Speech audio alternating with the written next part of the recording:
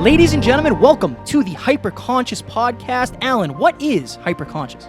Once you understand why something is the way that it is, now you have the power to change it. Great conversations with great people and great questions are the keys to the kingdom of unlocking your consciousness. Every single action that you do starts as a thought. When you control the way you think, you will control the way you act, and you will control the way you live. That is hyperconscious.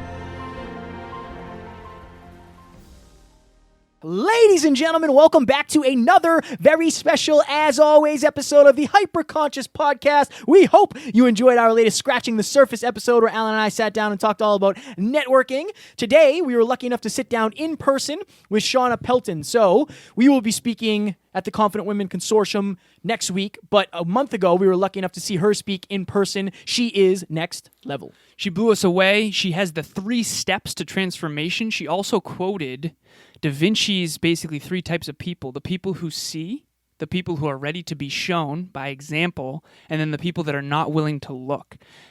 This episode was absolute fire. She's the wisest wizard. Do not miss it. We hope you will enjoy. Talk soon. Bye. Ladies and gentlemen, the Hyperconscious Podcast is proudly sponsored by our friend and mentor, David Meltzer of the Playbook Podcast. He was kind enough to join us on episode 144 and 135. Folks, it has become Kevin and I's mission in life to help you realize that the life of your dreams is right on the other side of you becoming the greatest version of yourself. Let us help you do that. I rarely do these things twice in such a short amount of time, but you guys impress me. I believe in people that provide value and of our service. You two guys are on your way to huge fulfillment, purpose, and profitability, and I look forward to helping you both. We appreciate that more than you know.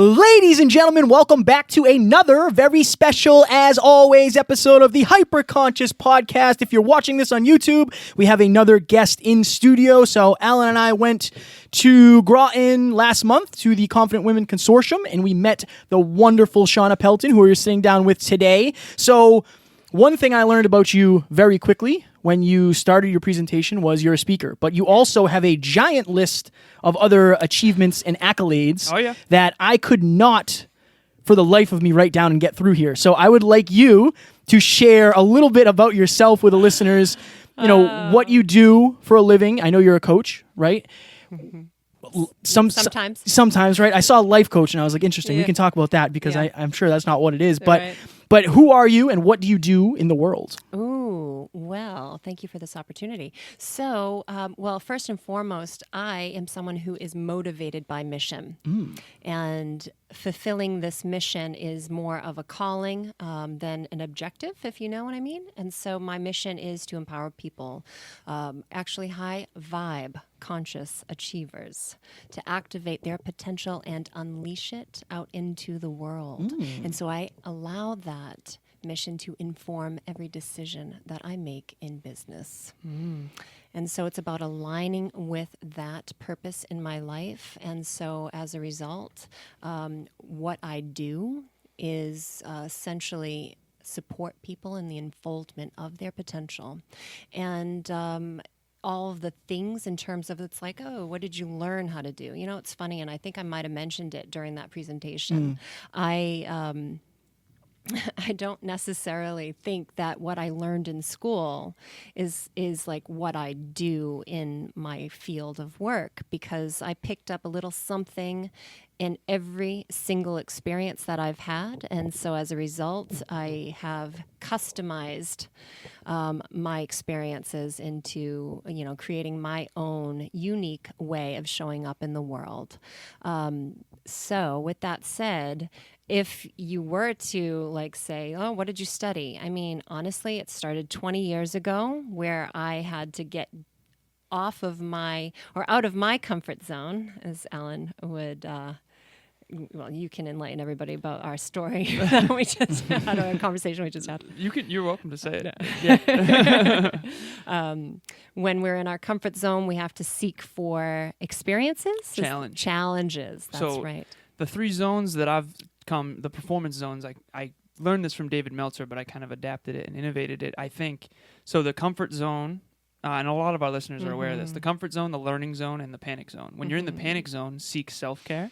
When you're in the comfort zone, seek challenge. Nice. And you want to spend most of your life in the learning zone, half in the known and the other half in the unknown, order and chaos, yin and yang, all of that. I love that. All of that, he says. It's so great. All of that is so great. And so I can see how both I was in a comfort zone specifically around my way of thinking, my way of navigating the world and showing up.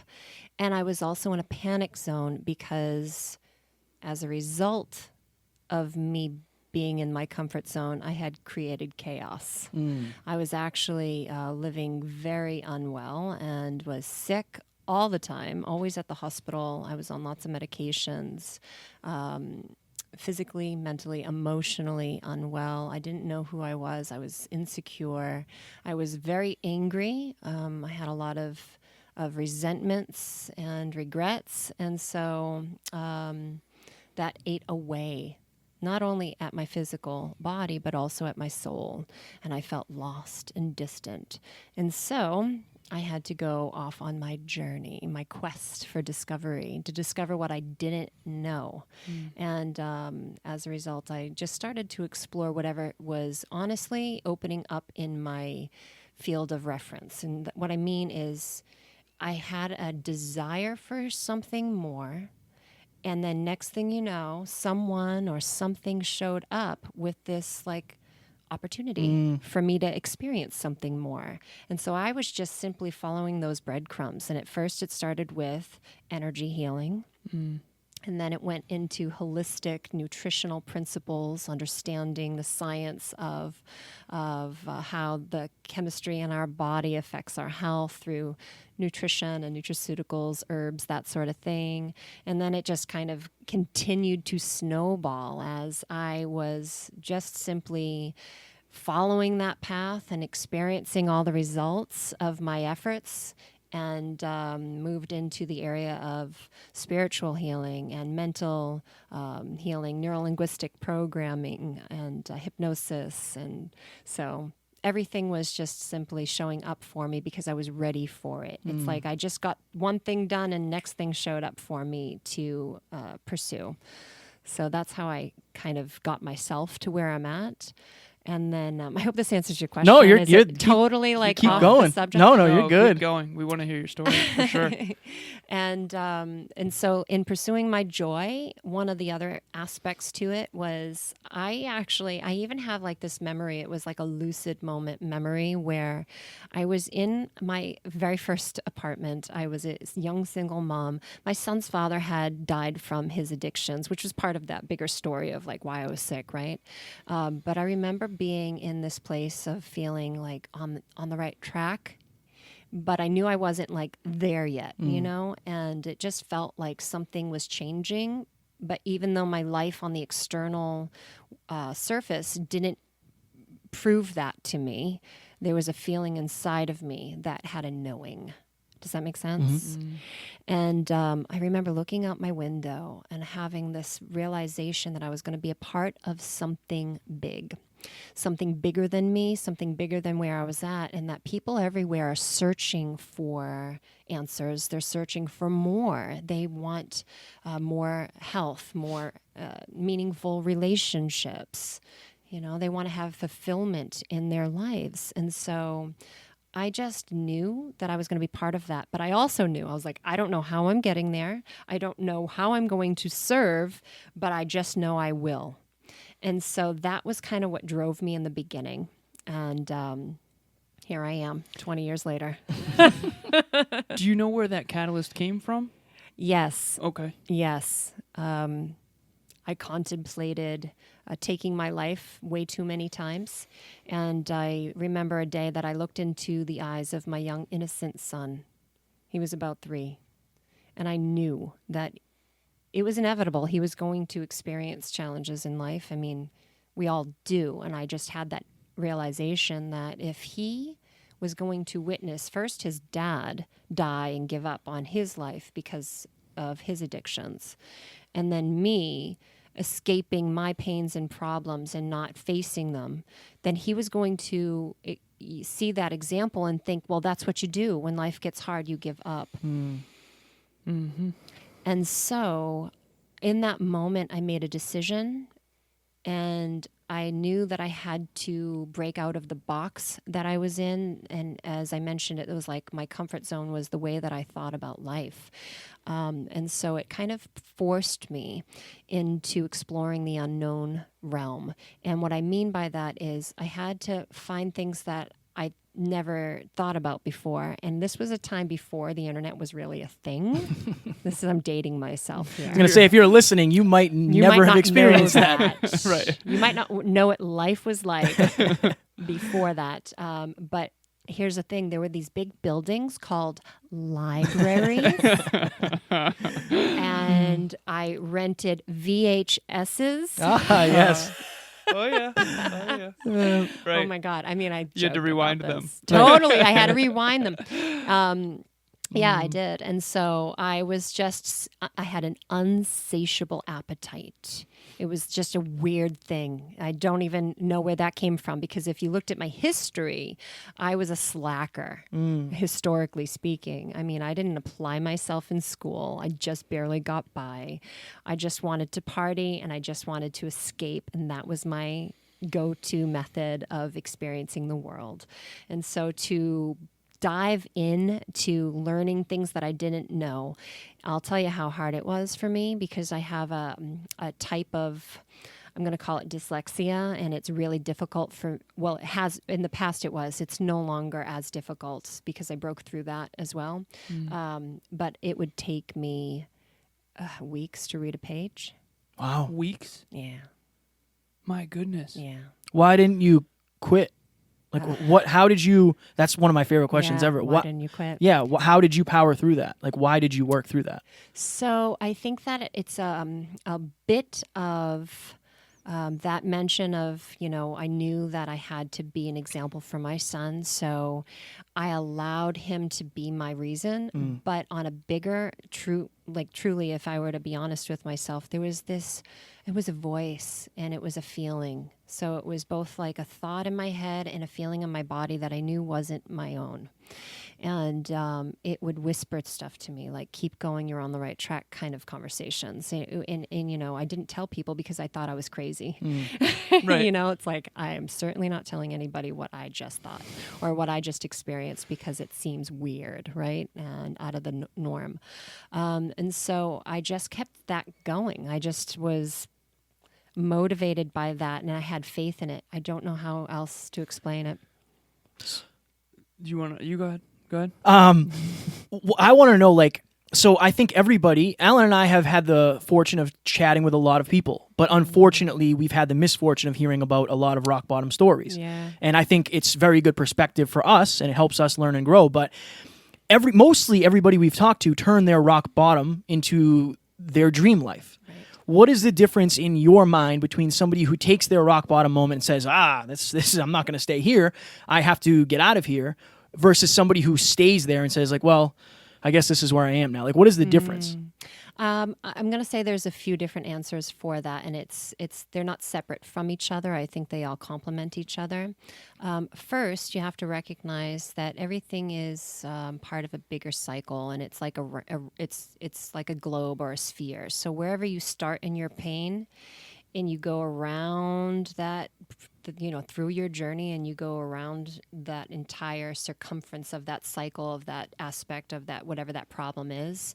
And then you come to, it's like hours on a clock. You come back to 12 and you find yourself having a new relationship with that old problem. Right. And so what happens is the problem doesn't need to change. This is what you realize, is that you change as a result of walking your path.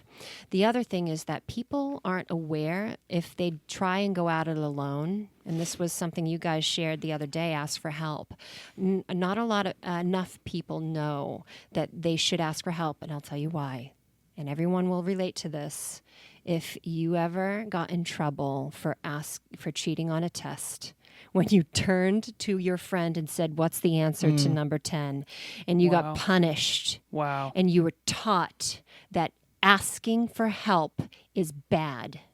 And so what do? You hide the fact that you need help. Right. And that you pretend I can do this all on my own. That's ingrained very young. Yes. Yeah, I never thought about it that way. That was the first time I ever thought about it like that. I don't think I ever really cheated, but I was more the person to be like, right. Well, we're told it's cheating, and the truth is, you it's take away just collaboration. Right. Exactly. Which is everything We in need to today's learn world. collaboration. Collaboration is everything. Yeah. that is very and That was fire. We're taught to be right, separate. right. fire. Especially when it's like, well, you could have studied more. Well, yeah, but Right. I did study. I studied to the best of my ability. I still don't understand this. Right. I need help. Interesting. I need help. I have a question for you because I think you're so incredibly wise. Really. You're in the what we would refer to as the wisdom bucket. Yes. Aw. So I'm going to end up trying to pick your brain as much as possible. Great. I already was in Go the for it. preamble, by I the know. way. We Kevin should have had been to, recording. yeah, right. Yeah, somebody again, I have to keep this thing on the tracks here. Okay, so I recently wrote on my vision board, which you said you have some things to teach me about totally. vision You're boarding, gonna which I'm love it. super pumped for. You're gonna love it. But I wrote, I want to bring personal development to 30,000 schools through the Lazarus Project. The Lazarus Project is a charity that I want to start, nonprofit or charity, I haven't decided, where it's a project-based entrepreneurship course that incorporates collaboration and personal development and public speaking and communication skills. Like, why is personal development not common in the education system? Because Right? that is what I would argue is the biggest problem on this earth. Right. And it fires me up so much because that is my mission. To me, the two biggest roots, if you want to change the fruit, you have to look at the root. The root cause of every problem, in my opinion, is people don't care or they don't know. Or a combination of both. You either don't know enough because you're not aware or you don't care. And if you knew more, you might care. Right. So to me, it's like personal development is the solution. Hyperconsciousness, awareness. Some would say hyperconsciousness. Why do you think the education system doesn't have personal development? I see that actually changing Right. in certain schools. Like the Waldorf schools, for example. If you don't know of it, you might want to look it up to explore what they're doing differently. Right. Because I believe that this is the new wave of education. Their model is phenomenal in how they empower these children to do just what you're talking about, to develop their personal personal development. Right. So anyway, the thing with the old school system is that it's familiar, comfort zone. Right. It's deeply ingrained as a system, just like our current government system and our financial, social systems. Every system, it's almost as if it comes to that place where it clearly is broken, and then from that rubble, we rise up and new life emerges. And it's similar. And I always think about everything in cycles in nature, Right. that is, and how you see these cycles and the way that, like a plant, let's just say, for example, out in nature, if the winter comes, it kind of goes dormant, right? And then it breaks through that hardened earth and it reemerges, but it's new, it's different. It might be bigger, it might be stronger, and it just continuously grows that way. So as a system, the school system, you're getting to that winter stage. Right. You're seeing its collapse, and it's just a temporary appearance. So when we get hyper-focused on appearances, we miss the bigger picture. And so it's okay to acknowledge that it's not working. As a matter of fact, that's an essential stage of awareness, to acknowledge, oh, this is something that needs our attention. Right. But to, I suppose, criticize it so that it's bad would be our error. Okay. To acknowledge that it's not working anymore, yes. Right. And then to say, okay, this is what's going to work instead. This is better. Because what happens is this, because the people who are indoctrinated into that system, they're going to feel resentful of being told that what they're doing is bad because they don't have necessarily bad intentions. Right. They might have good intentions and they don't know any better, to your point. Right. But once we can show them, oh, hey, here's how to develop this so that it works for the new generation, then all of a sudden they're more receptive. So that goes to conversational intelligence. I was going to ask that next. Yeah, because conversational intelligence is about the art of that cooperation. Totally. Knowing that we're all in this together, and if we can all tap into each other's wisdom and our shared understanding of how we see the world, but like from a more creative space, which is a part of our brain, by the way. When we access our creative nature, we're actually in a certain part of the brain that is different from our old habits and our old protective ways. Right. And so the key is to learn how to have the dialogue that instead of causing someone to shut down, and that's a hard place, it's like protective. It's Right. like, I'm afraid Guarded. that you're going to judge me and tell me that what I'm doing is bad and wrong. And then as a matter of fact, because I'm stubborn, I'm going to double down on what I've been doing Totally. and say F you. And That's so natural. Yeah, it's Yeah. natural. Right, It's yeah. defense. It's the fight or flight response, 100%, right? yep. And it causes people to shut down even further and never see the truth. And so Da Vinci says that there's 3 types of people: those who see, those who will see when they're shown, and those who will never see. And so we can't change the minds of those who will never see, and we can't stop that from unfolding. If they're there, you know what? It's not our job to change them. What we're doing is, with what we see, how do we open up the consciousness of those who will see when they are shown? So focus on them. How do we Right. start the conversation of conversational intelligence? Because I know, like you said, I don't want to be judged. Like, I don't feel Yeah. comfortable bringing that up in this situation. This is Right. something that I really, really practiced and I'm trying to Yeah. get better at. But I know a lot of people avoid those tough conversations. Yeah, they do. How can you start at least just leaning into them a little bit more? Maybe not Yes. diving all the way in, but how can you Yeah. just dip your toe in? First and foremost is to acknowledge the vulnerability and sharing your feelings about something that might be uncomfortable for the person that you're communicating with, if it is a person, or about the subject that might be new information. I have this new information and I want to share it with the world, and it's scary because I might be rejected. Right. And as a result, sometimes it causes us to hold ourselves back. And so first and foremost, recognize that you're not going to be ready when the fear is gone. That's actually not what readiness is. Readiness is just kind of like preparing yourself with knowledge, arm yourself with understanding and knowledge. And so as you kind of gain enough information, so to speak, and you have that practice inner conversation with yourself, the next key is knowing that both of you, if it is a one-on-one conversation, or if it's like a group of people talking about another group of people, so let's just say, right, ideas and cultural concepts. Right. Recognizing that it's uncomfortable for each of you. So you approach it from a place of lightening up the mood. And what I mean is be vulnerable in that, be like, all right, I know that what I'm about to say is going to sound crazy. Right. Or whatever it is you think they're going to think of you. The story I'm telling The myself. story I'm telling myself, which might be the story you're saying. And so what happens is you get immediately into the psyche of the person that you're speaking to, and you can connect with them from that place of humility, because it's not like I'm right. Right. I'm right, and I'm here to tell you I'm right and you're wrong. Right. Instead, it's like, ooh, we have these differences, and I'm so Right. aware of it. And isn't it really uncomfortable for us to have this conversation right now? Making a joke about it Right. to start off lightens the mood. And you're admitting from the fact, Yeah. like, I might be Yeah. wrong. I Right. might be That's so wrong. critical. Right. Yeah. Right. I think might you be and I wrong. do that pretty well. I do too. Yeah. Nice. Yeah, Other that's than great. that, No. No, I'm just kidding. I'm just kidding. That's another example of lightening the mood.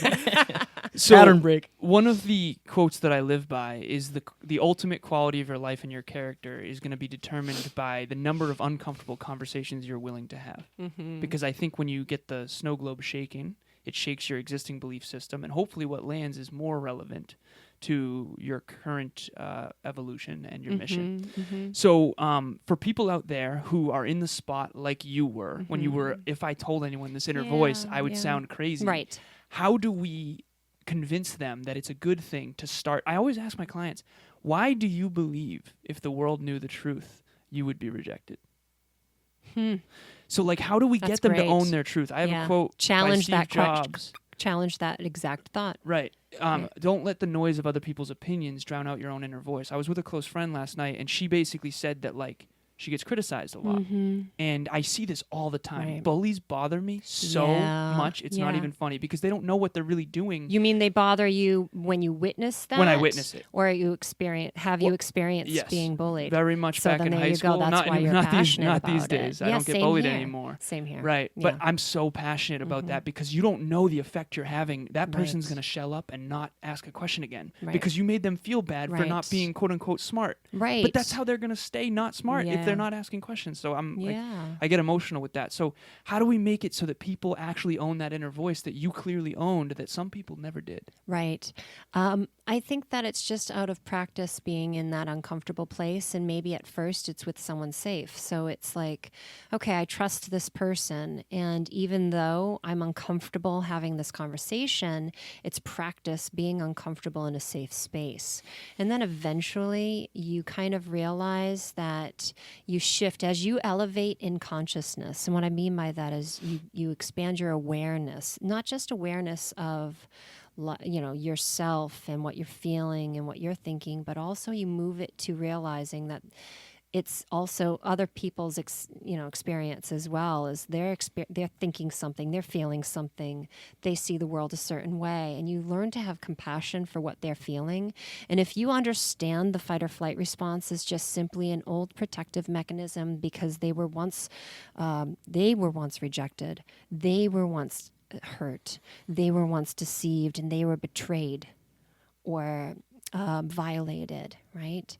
Then all of a sudden you realize when that moment comes that you see their reactive self, right? The trolls on the internet, or Right. The critical words that come out of someone's mouth, or that defensiveness.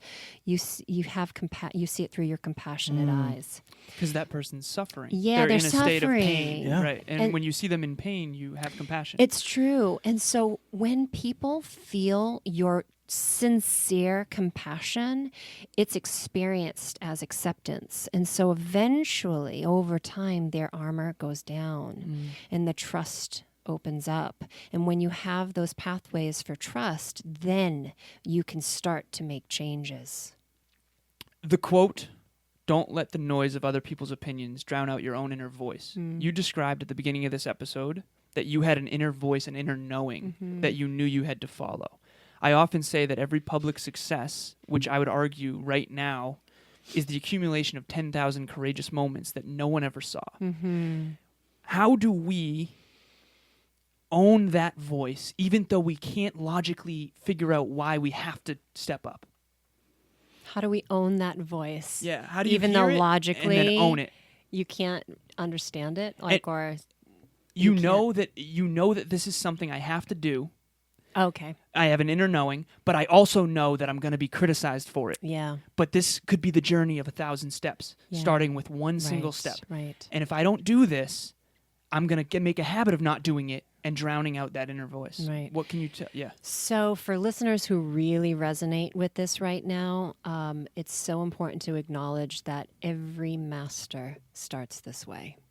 There is not one person who is born in that, like, whatever it is that you see them doing as great, they started this as well. They started this with this feeling, with this experience, and with their fear. I'm actually going to tell you a story that might answer this a little bit better out of my, experience. Please. So a long time ago, when I was working with I was actually doing a network marketing company. It was like selling supplements or something. And it was an invitation I got to be one of the presenters at an upcoming live event, which were always full. Like we had a really like robust community that we all kind of shared space with, and events were big. And so I remember I got the phone call, but never once, not even in school, did I ever do a presentation. I did like dance when I was younger on stage, so maybe that is my experience of a presentation, but I didn't have to verbally express myself. And as I shared with you, I had an issue with learning, and communication has always been my difficult challenge. Speaking words.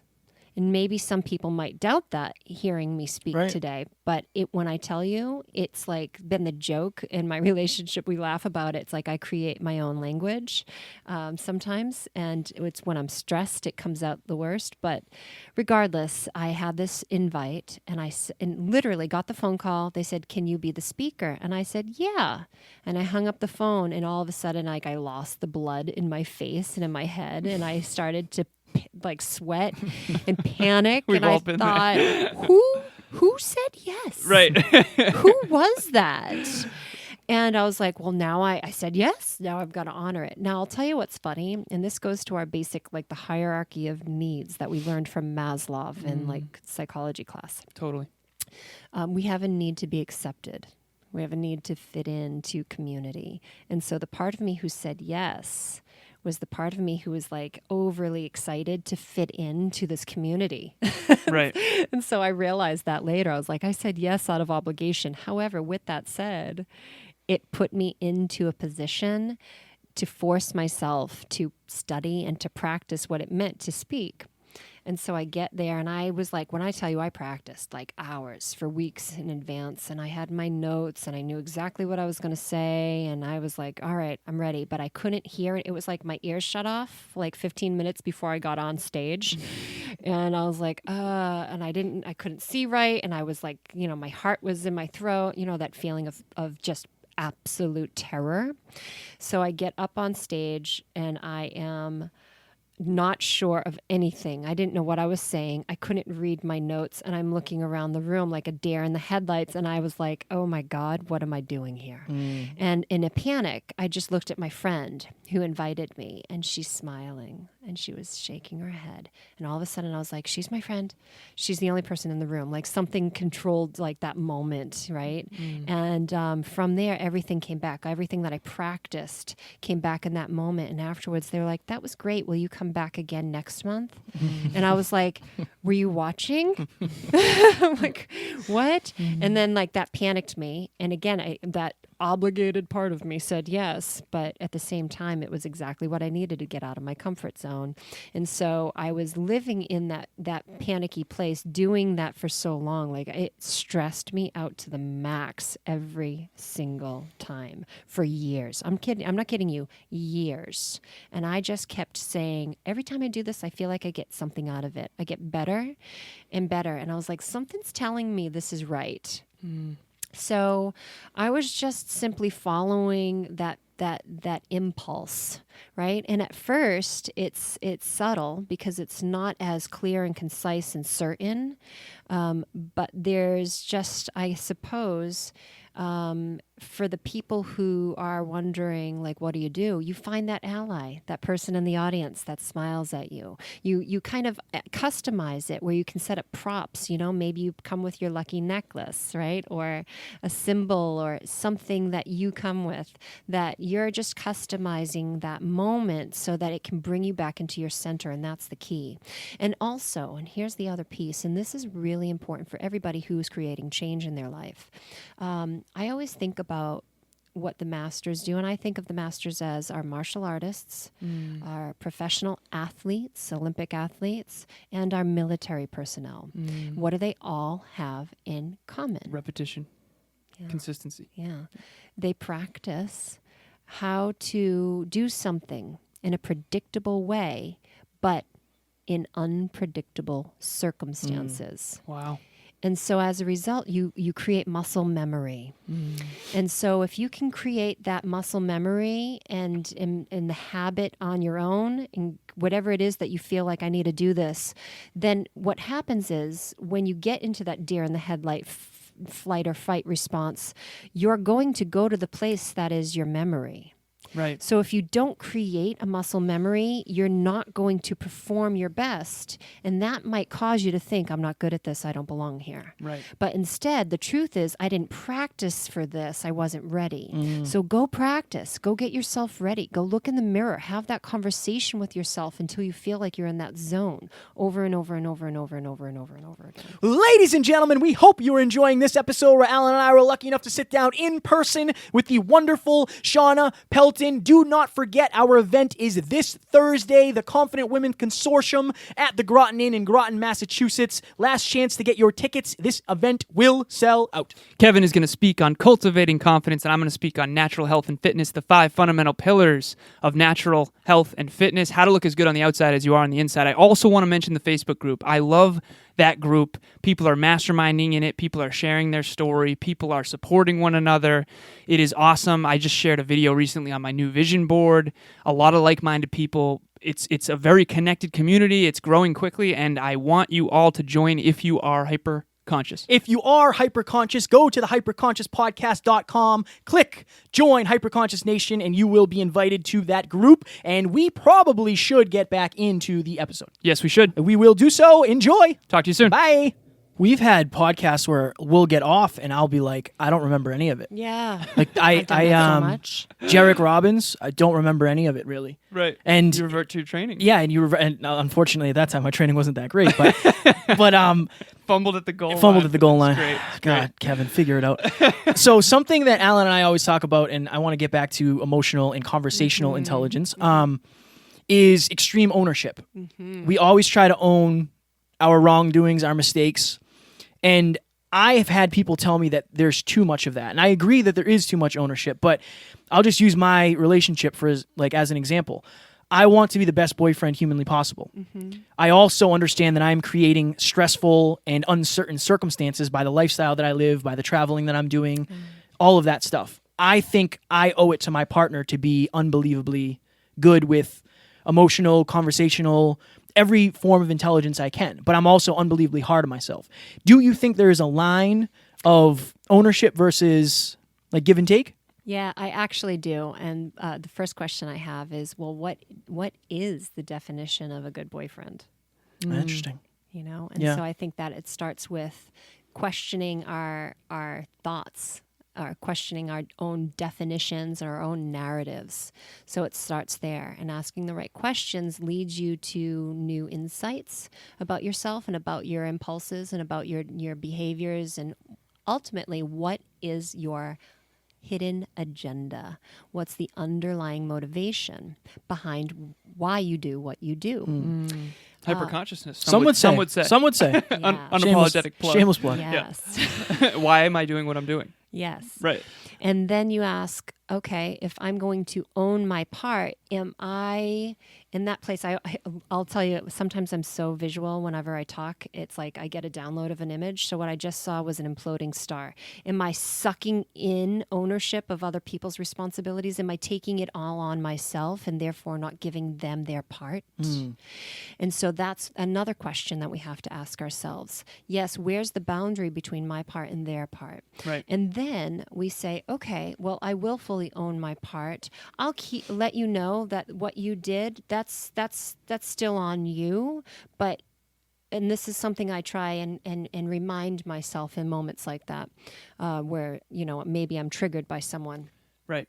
Or maybe I think I did something and, you know, have to own my part, is what other people do, that's their karma, right? How I respond will become mine. So if I'm going to be hyper-conscious of anything, it's just simply hyper-conscious of my response, because in every thought, in every word, in every action has a signature associated with it. It has a vibrational information data package that's sent out into the world. And so as a result, it will show up back for me. And so that's the only thing that I'm owning, is my response to the world. It's my relationship to the world. I actually say the relationship with the cosmos.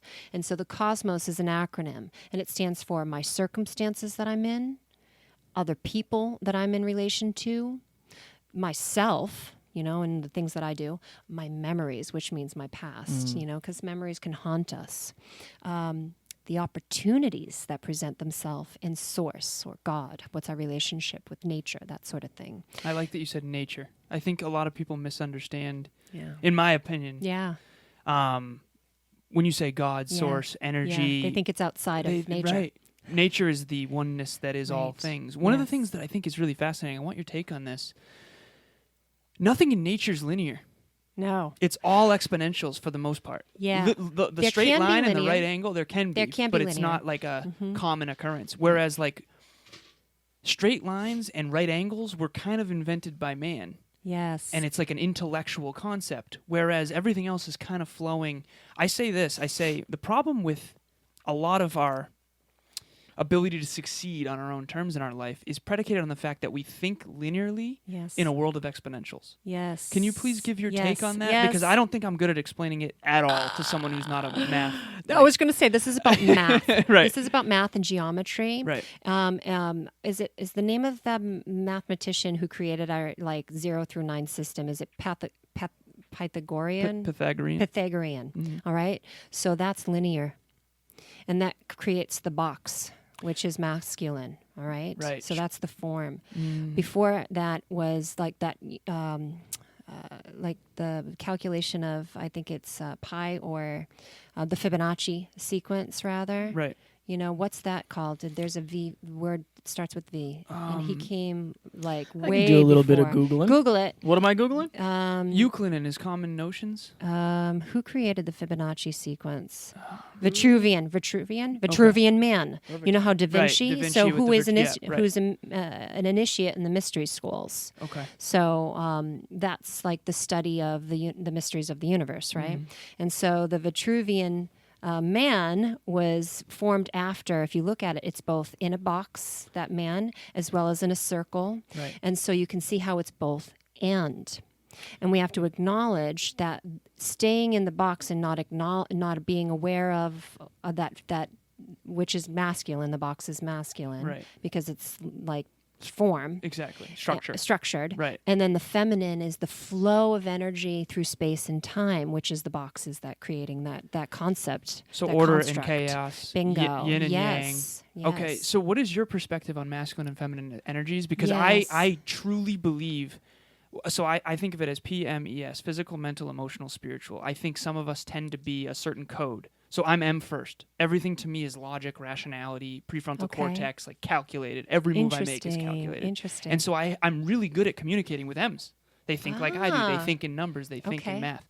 Whereas people who are more emotional, they go with their intuition. I'm totally emotional. Right. Me too. So, Are you? And it's harder for me I'm to a connect. feeler. I'm getting Me better. too. Right. That's why I said when you said something earlier, I feel it. So feel he's it. E first. So he's EP. Okay. MS. So I to, like that. To describe. Thank you. So Did you create that? Write it down. I have. As a matter of fact, one of my clients that I co-created it with is writing a book on it. Oh, which that's is really great. Shout out to you, Alex Hinkle. But anyways, and he's boy genius, unbelievably intelligent. He came on the podcast once. Nice. So physical is action, mental is strategy, emotional is belief systems and stories, and then spiritual is basically your intuition, your ability to kind of, you mentioned a download. Yes. Okay. Yes. So your connection to nature. Yes. Really. Yes. So I think we all have a score. I think personal power is 0 to 10. If you're a 10 in all 4 of those and you're fully balanced in order and chaos, you're a 40, drive to 40, and therefore you're the personal power. Your influence, your leadership is the strongest it can possibly be. I'm way out of balance. My M and my P is so freaking high, like it's not even funny. And so I'm drawn to the feminine energy so much. Okay. And I struggle there a little bit because I'm incompetent. So what is your take on this whole thing, and how can you help people like me who are out of balance? And like attracts like. Here's the problem. I'm around other M's and P's. Yeah. And what I really need is more E's and S's to give you new balance me insights, out. to give you new perspectives. Exactly. Right. So what? First things first, I'm going to invite you to up-level your definition of balance, because oftentimes balance feels like, oh, everything's evenly placed in all of these buckets. Right.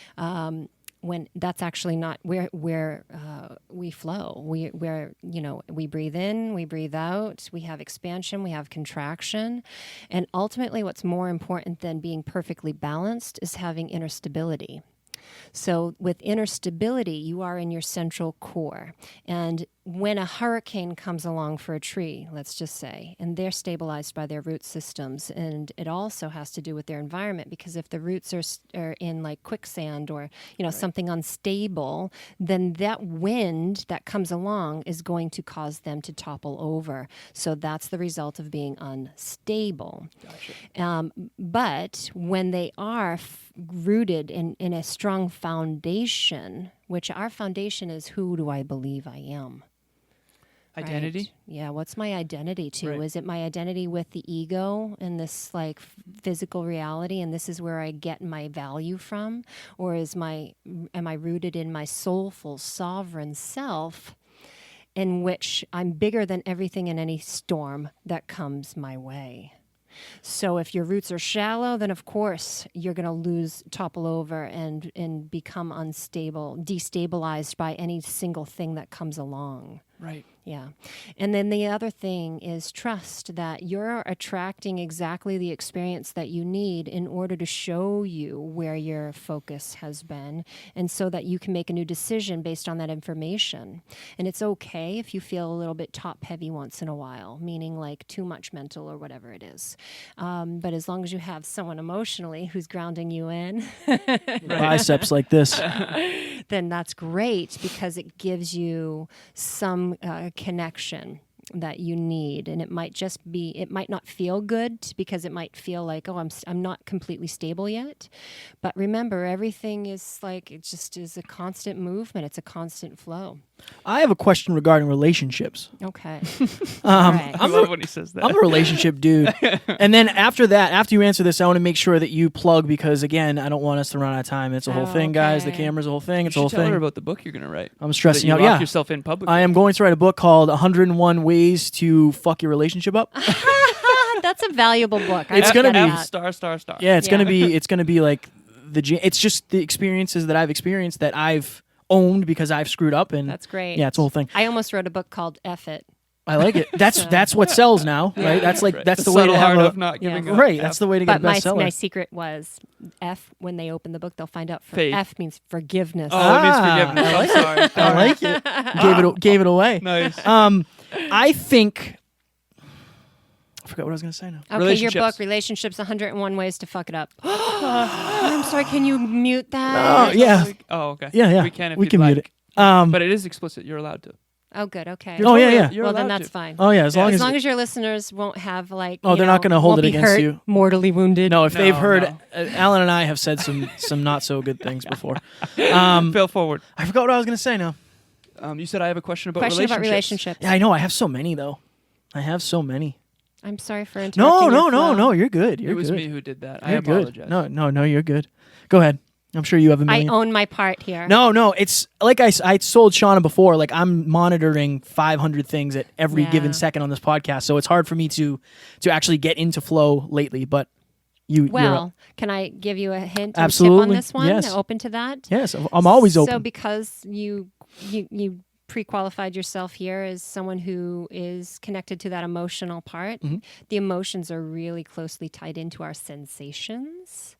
All right, so on the physical level, if you have any, you're thinking about stuff. I Mm-hmm. have all of these things to do. Well, what happens is you go up here Right. in your head, and energetically speaking, all of your focus is predominantly on the top.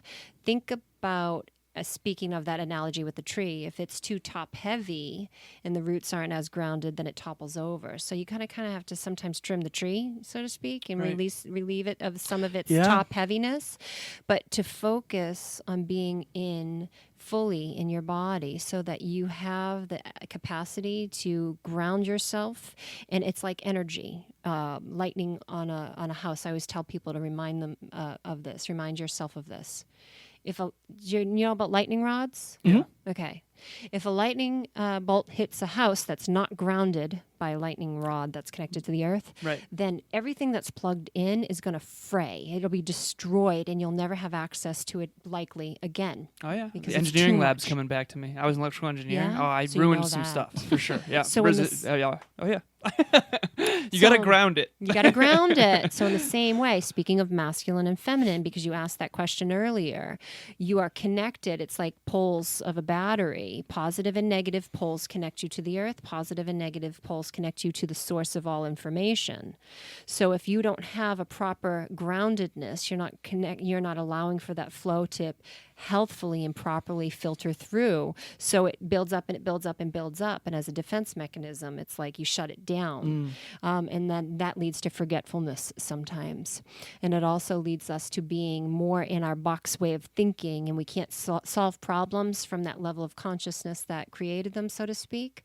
So if you can make an intentional habit of grounding yourself and opening yourself, both How? and.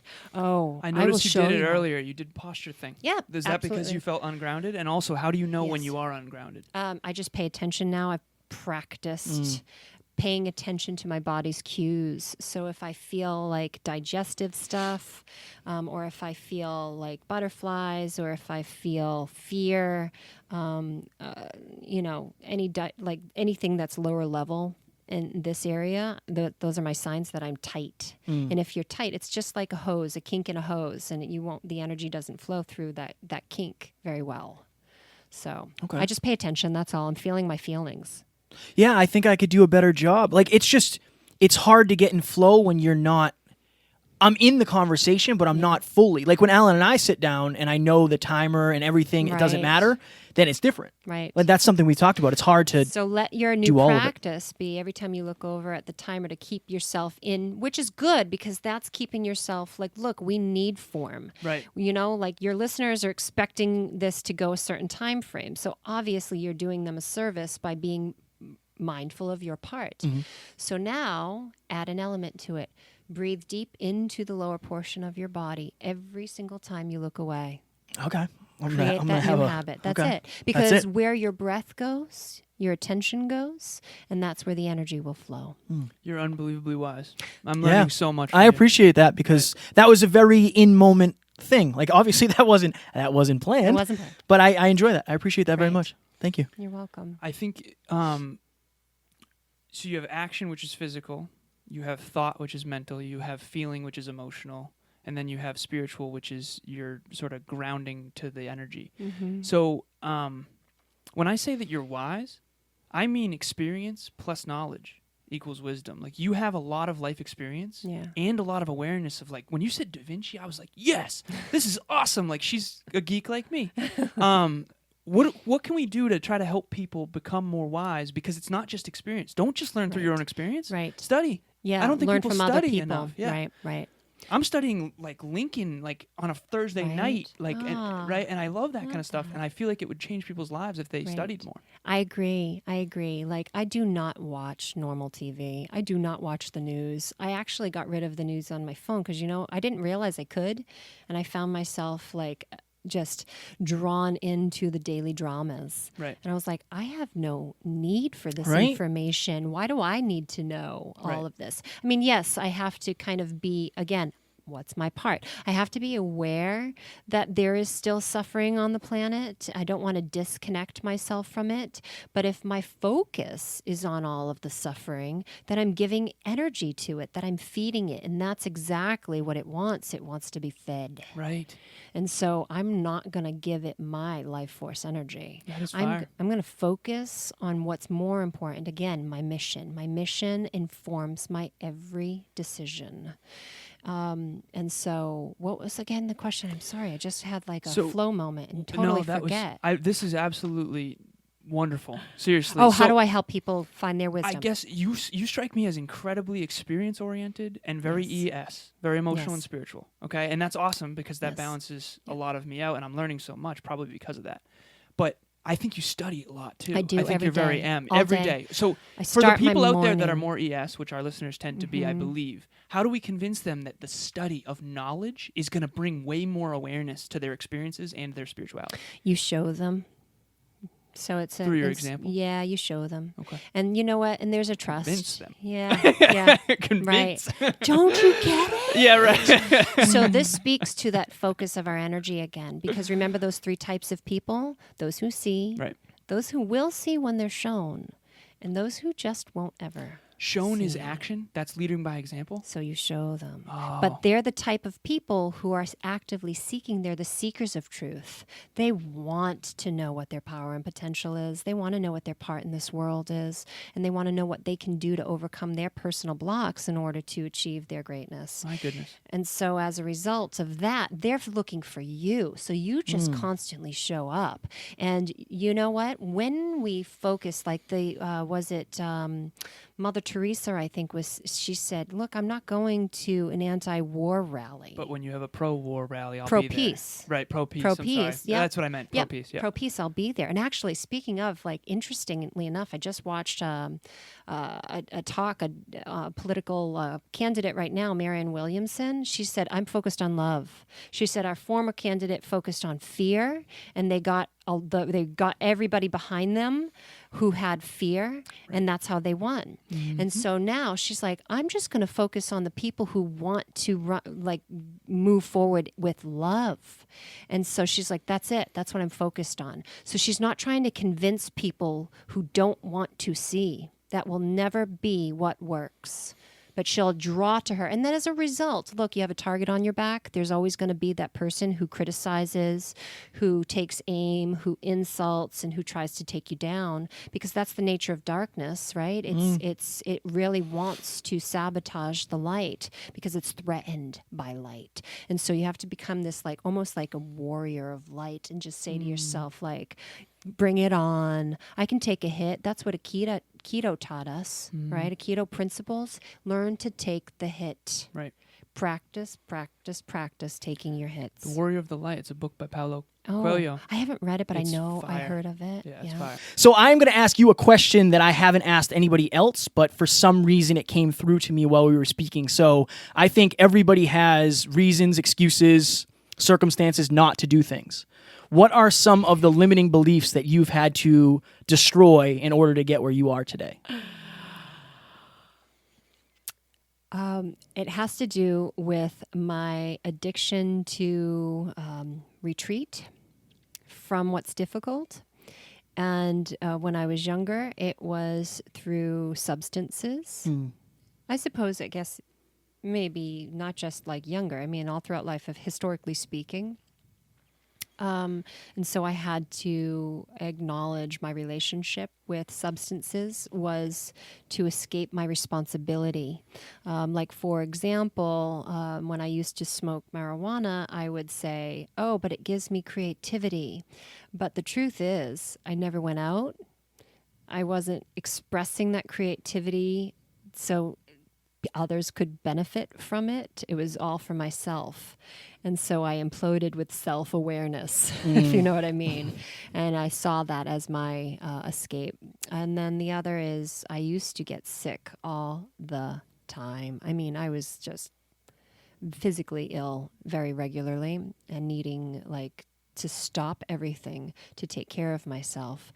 And so then I realized that I needed to create a habit of self-care in order to prevent that from happening again. And so I worked on little daily rituals that weren't overwhelming, because that's the other thing.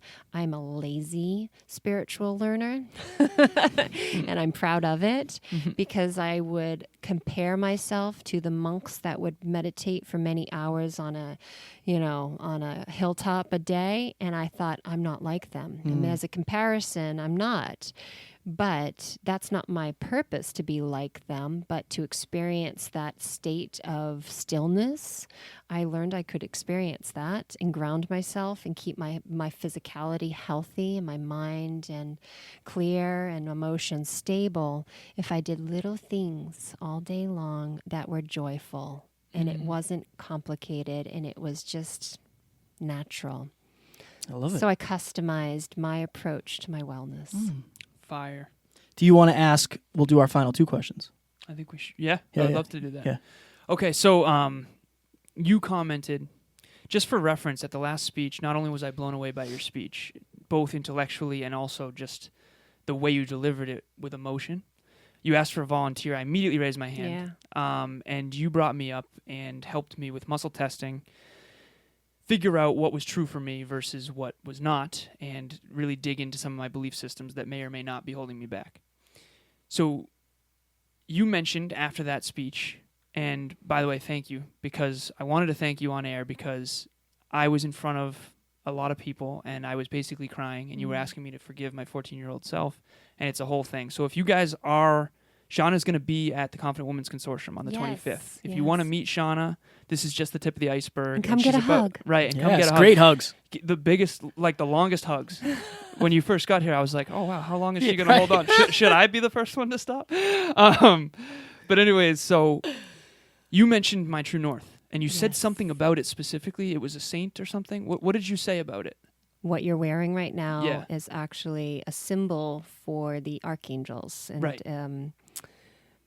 And so it's like, as a symbol, it has its own power. We give it power because we've created these symbols, but at the same time, culturally speaking, it has generation after generation throughout many, many, many millennias. Right. Of a very specific reason, and it's I think for some reason Archangel Michael comes through for me for you.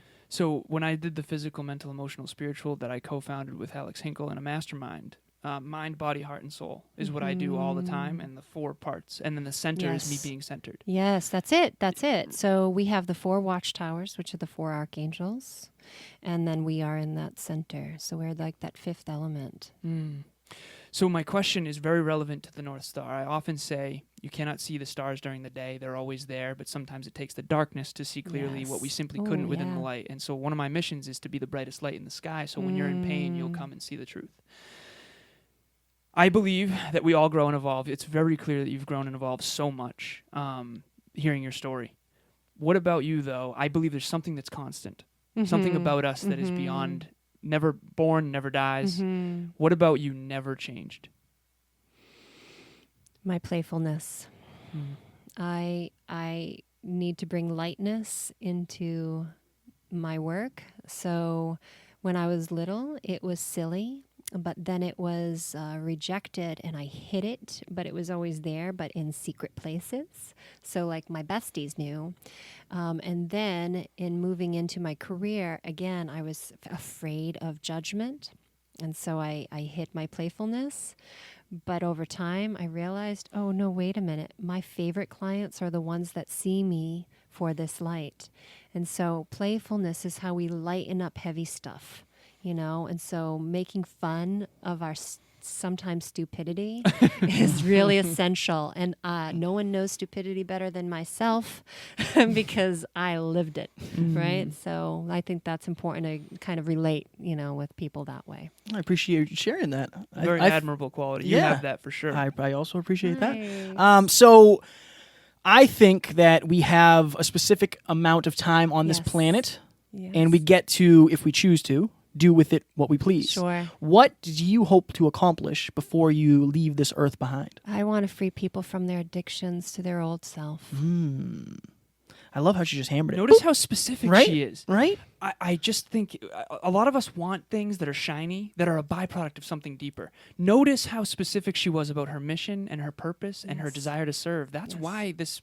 Right. Without the mission, this created wouldn't be happening because this wouldn't be in alignment with your mission. This would be 2 dudes who want to talk to you. Exactly. You know what I mean? Yes. So it's really is all byproduct of your why. Right. It really is. So if you have resonated with Shawna, where can people find out more about you, learn about you, buy your new program coming out, see you speak? Hammer away the plugs. Great. Well, hopefully you come see me when I am at the Confident Women Consortium on July 25th at the Groton Inn to see these 2 gentlemen. Yes. I'm going to be there. And but also I'm actually going to be, I actually have another webinar lined up, which is a web class about the art of self-actualization, and it is free. And I'm actually doing it this weekend, and the replay will be available. So I don't know if your clients will be able, or the audience will have access to that. This is dropping Sunday, 7 p.m. Oh, Eastern okay. Standard. You know what? It'll be fine because they'll be able to access the recording if they reach out to me. But they can go to my website is shawnapelton.com, and on there they can actually, sign up to receive, normal information from me. But I actually provide a resource, tools, tips, and teachings to help people explore the very first stages of transformation. I call it envisioning excellence. And so I actually recorded not just conversations, but like teachings around like, what do you need to know to get started? Envisioneering? Envisioneering. Wow. So an envisioneer is someone who has vision, right? So they can imagine what's possible. Reverse engineers the finish line. Right. Pioneers are willing to explore uncharted territory, Right. and engineers know they have to create it. Interesting. Powerful. Yeah, so envisioneer excellence. I like how you said the art Yes, it's of the art. self-actualization. I've never heard it Self-actualization. said that way. The art. That's Powerful. It's like the feminine you. version of self-actualization. Yes, and I then dig that it. leads to, thank you, and that actually leads to an online course that is coming up, and it starts at the end of the month. I can't remember which day, sorry. But No worries. if people reach out to, how about this? If anyone sees this and it's after like all of these things, just email me.